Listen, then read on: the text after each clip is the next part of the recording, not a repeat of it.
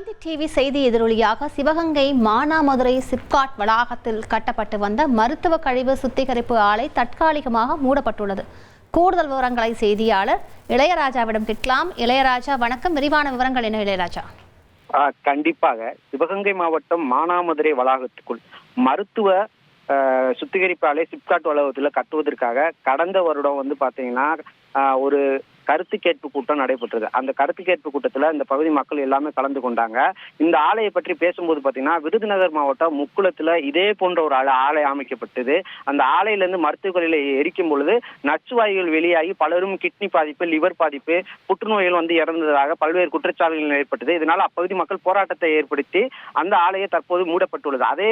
அந்த கம்பெனி மறுபடியும் மானாமதுரை சிப்காட் வளாகத்துக்குள்ள தற்போது கட்டுவதற்காக இங்க கருத்து கேட்பு கூட்டத்துல கேட்டாங்க. ஆனா அந்த கருத்து கேட்பு கூட்டத்துல யாருமே அதுக்கு ஒத்துழைக்கல. கருத்து கேட்பு கூட்டத்துல இருந்து விரட்டி அடிக்கப்பட்ட அந்த கம்பெனி பாத்தீங்கன்னா யாருக்குமே தெரியாம கடந்த ஒரு 6 மாத காலமாக சிப்காட் வளாகத்துக்குள்ள ஒரு 3.5 ஏக்கர்ல பாத்தீங்கன்னா பிரம்மாண்டமாக அந்த ஆலையை கட்டிட்டு வராங்க. இதை நமது தந்தி டிவியில கழிவு பார்வை காட்சிகள் மூலமாக அதை வெளியில் கொண்டாந்து அம்பலப்படுத்தணும். இதன் எதிரொலியாக மக்கள் பல்வேறு போராட்டங்களை கையில் எடுத்தாங்க.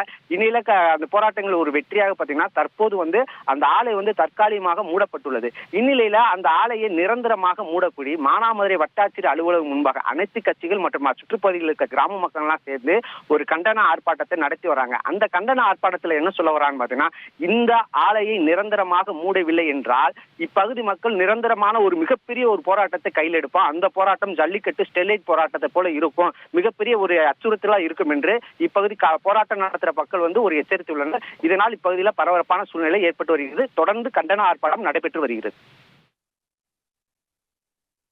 விரிவான விவரங்களுக்கு நன்றி இளையராஜா. செய்திகளை உடனுக்குடன் தெரிந்து கொள்ள உடனே சப்ஸ்கிரைப் பண்ணுங்க.